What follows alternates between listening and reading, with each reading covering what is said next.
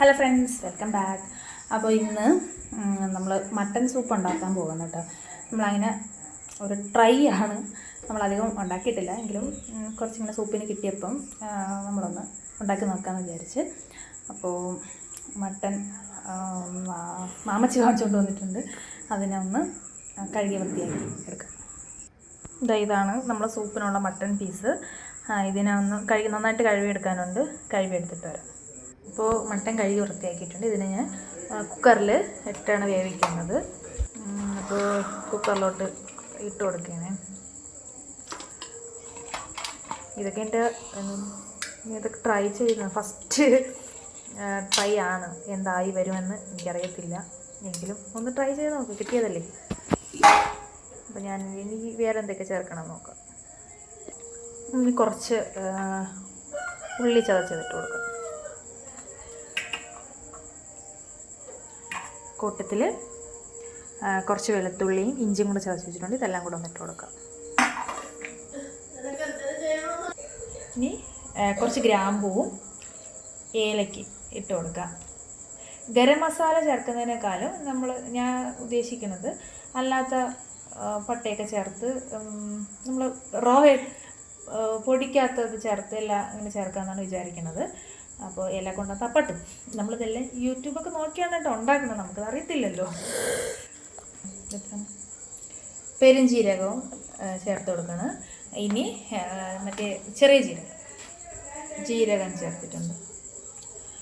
നമ്മൾ മെയിനായിട്ടൊരു സാധനം മറന്നു കഴിഞ്ഞാൽ എല്ലാ കറി വയ്ക്കുമ്പോഴും ഇടയ്ക്ക് മറന്നു പോണൊരു സാധനമാണ് നമ്മളാ മഞ്ഞൾപ്പൊടി.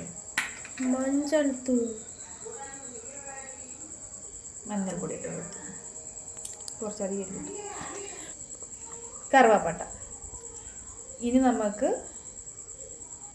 നമുക്ക് മല്ലിയും നമുക്ക് കുരുമുളകും കൂടെ ചേർക്കാം. മല്ലി ചേർത്ത് എല്ലാം കൂടെ കൂടിപ്പോവും. അങ്ങനെയൊക്കെ എല്ലാവരും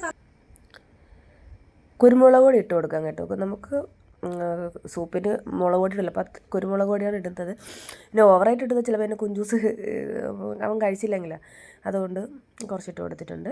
പിന്നെ ആവശ്യത്തിന് ഉപ്പും ഇട്ട് കൊടുക്കാം. നമുക്ക് ഉപ്പും കുരുമുളകൊക്കെ പിന്നീട് വേണമെങ്കിൽ ചേർക്കാമല്ലോ. ഇതിലേക്ക് പിന്നെ ഒരു 4 ഗ്ലാസ് വെള്ളം ഒഴിച്ച് കൊടുക്കുന്നുണ്ട്. 4 ഗ്ലാസ് വെള്ളത്തിൽ ഓവറായി പോയോ എന്നൊരു സംശയമില്ല അതില്ല, കാരണം ഇത്രയും വറ്റി വരണ്ടേ. എങ്കിലും ഇനി എങ്ങാനും കരിഞ്ഞോയാലോ.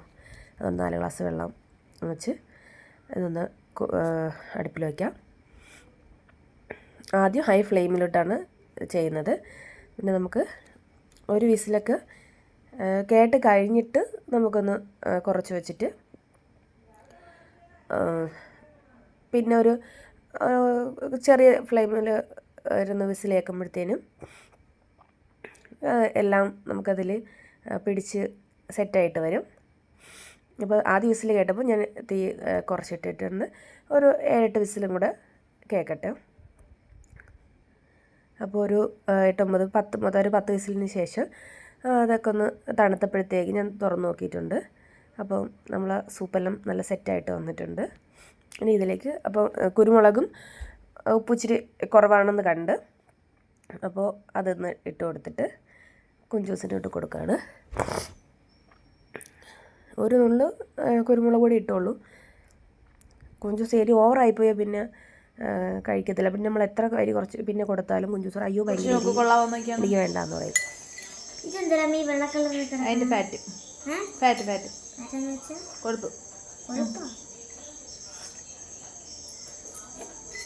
അവിടെ കൊപ്പിട്ടോ. ചൂടാ എങ്ങനെയുണ്ട്? ടേസ്റ്റ് ഉണ്ടോ? ഇങ്ങോട്ടൊക്കെ